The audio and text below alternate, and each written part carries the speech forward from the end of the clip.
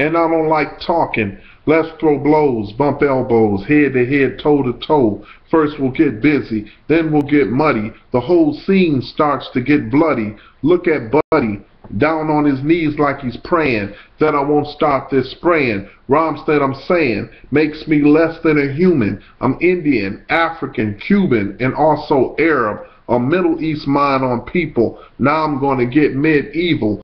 Babies born, mind to control and mold, before they grow to be another asshole. For each and every line I feed them, they eat up. Their own parents are scared they'll get beat up. Apocalypse now, Godzilla Hong Kong, wrecking all human life.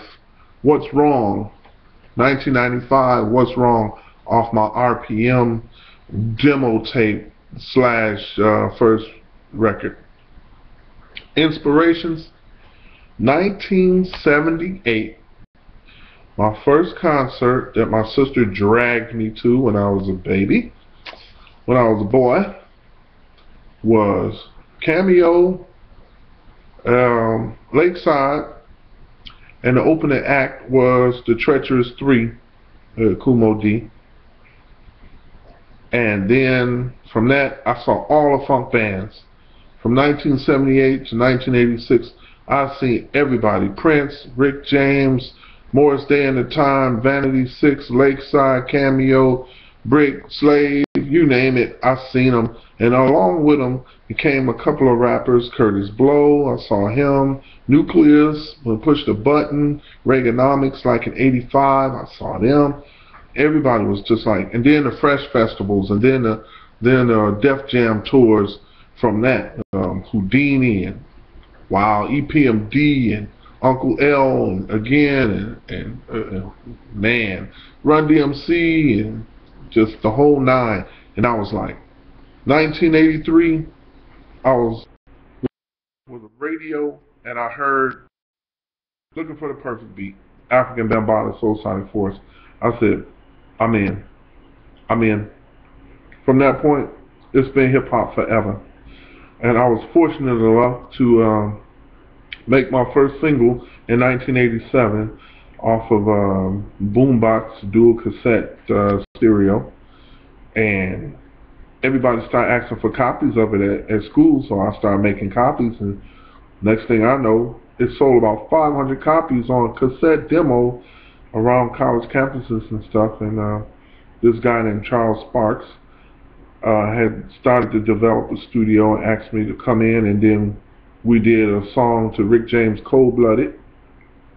It didn't, it sold around the hood. It wasn't no big thing because we only had one radio station and they didn't play rap, and we didn't have a recording studio. The most professional studio we had was owned by a Baptist church, and there was no cursing, no profanity, and no sexual content into the song, so we couldn't do anything. I had to leave Michigan. I traveled around Michigan for 3 years, living in cars and backs of alleys and working crazy jobs and crack houses and you name it, I did it, couches, and just wasn't hitting. It wasn't until 1994 when I came down and moved down to Atlanta that I had a start. And I took my 1991 demo, which was a 1988 demo that we had redid because we had started our own record company because nobody would sign us, and started shopping around looking for famous people in the mall. And I got with Webster, the guy who played Webster, Keenan Ivory Waynes. I caught him coming out of the bathroom on the phone. I caught T-Boss from TLC up on the 3rd floor, Holly Berry, David Justice. I was trying to get that tape to anybody.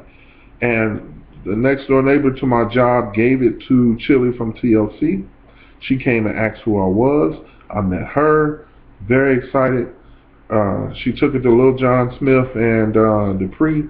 They said it was garbage. They turned it down. But that just gave me the motivation to start my own label and produce my own thing. But the thing was that I was so behind because I was on cassette when they were on CD. By the time I got on CD in '99, everybody was on downloads. And then from the downloads came the iTunes, and then the CD sales dropped. It was a disaster as far as business-wise, but as far as hip hop wise. It's been 30 years. I got 10 CDs, 76 professional songs written. I've sold a lot. I did over 1,108 tour dates, live concerts in 3 different countries. It's been a blast. So what I'm trying to say is never, ever, ever give up. That's the start. This is how Big Les got started.